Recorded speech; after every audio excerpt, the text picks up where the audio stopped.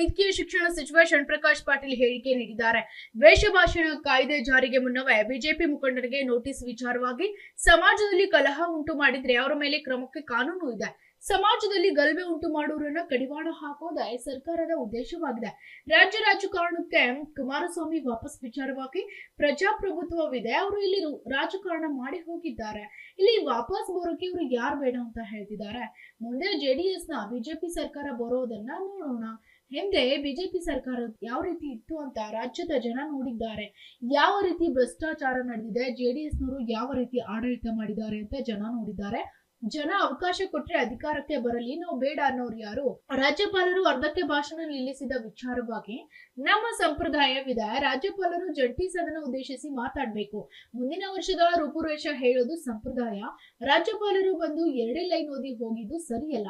ಭಾಷಣ ಆದ ಮೇಲೆ ರಾಷ್ಟ್ರಗೀತೆ ಹಾಡೋದು ಸಂಪ್ರದಾಯ. ಅದು ಹಾಡೋಕ್ಕೂ ಮುನ್ನ ಹೋಗಿದ್ದೋಕೆ ಅಸಮಾಧಾನವಿದೆ.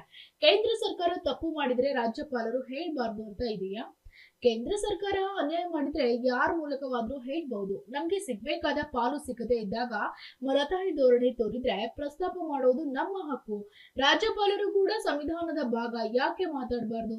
ನಾವು ಕೇಂದ್ರ ಸರ್ಕಾರಕ್ಕೆ ಯಾಕೆ ಬೈಯೋಣ? ನಾವು ನ್ಯಾಯ ಕೇಳಿದ್ರೆ ಬೈತಾರೆ ಅಂತಾರೆ ಅಂದ್ರೆ ಏನರ್ಥ? ನಮ್ಮ ರಾಜ್ಯಕ್ಕೆ ನಮ್ಮ ಪಾಲ್ ಕೊಡಿ, ನಾವೇ ಹೊಗಳುತ್ತೇವೆ ಅಂತ ಷಣ್ಪ್ರಕಾಶ್ ಪಾಟೀಲ್ ಯಾದಗಿರಿಯಲ್ಲಿ ಹೇಳಿಕೆ ನೀಡಿದ್ದಾರೆ. ಕಾಯ್ದೆ ಜಾರಿಯಾಗಿಲ್ಲ. ನಮ್ಮ ಕಾನೂನಲ್ಲಿ ಈಗಾಗಲೇ ಅವಕಾಶ ಇದೆ. ಸಮಾಜದಲ್ಲಿ ಕಲ ಉಂಟು ಮಾಡ್ತಕ್ಕಂಥ ಮಾತಾಡಿದ್ರೆ ನೀವು ಅವ್ರ ಮೇಲೆ ಆ್ಯಕ್ಷನ್ ತೊಗೊಳ್ಬೋದು. ಕಾಯ್ದೆ ಹೊಸ ಕಾಯ್ದೆ ಇದೆ, ಆದರೆ ಹಳೆ ಕಾಯ್ದೆಗಳಲ್ಲಿ ಅನೇಕ ಪ್ರೊವಿಷನ್ಸ್ ಇವೆ. ಉದ್ದೇಶ ಏನಿರ್ತದೆ ಸರ್ಕಾರದ್ದು ಅಂತಂದರೆ ಎಲ್ಲೂ ಕೂಡ ಸಮಾಜದಲ್ಲಿ ಸಾಮರಸ್ಯ ಬರಬೇಕು ಅಂದರೆ ಈ ರೀತಿ ಗಲಭೆ ಉಂಟು ಮಾತಾಡ್ತಕ್ಕಂಥವ್ರನ್ನು ಅಂದರೆ ಕಡಿವಾಣ ಹಾಕಬೇಕು ಅಂತಕ್ಕಂಥ ಸದುದ್ದೇಶ ಇರುತ್ತೆ. ಅದರ what is big deal about that?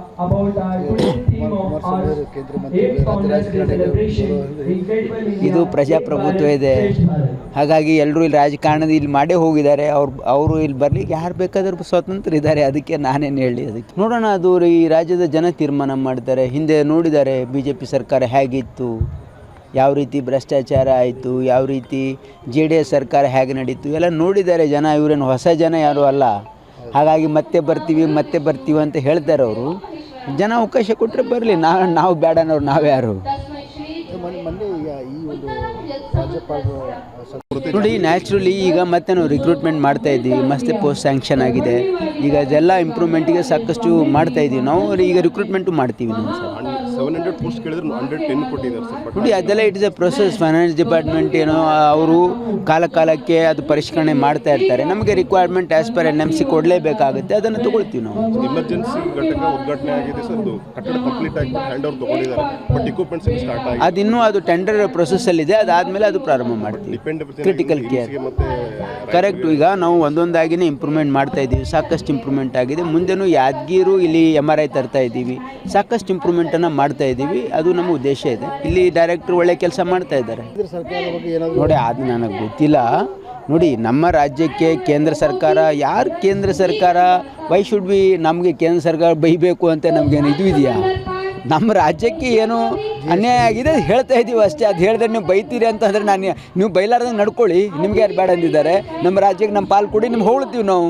ಬಿಸಿ ನೋಡಿ, ನಾವು ಜನಪ್ರತಿನಿಧಿ ಇದ್ದೀವಿ. ನಮ್ಮ ರಾಜ್ಯಕ್ಕೆ ಕೇಂದ್ರ ಸರ್ಕಾರ ಒಳ್ಳೇದು ಮಾಡಿದ್ರೆ ಅದು ಹೊಗಳಕ್ಕೂ ರೆಡಿ ಇದ್ದೀವಿ ನಾವು.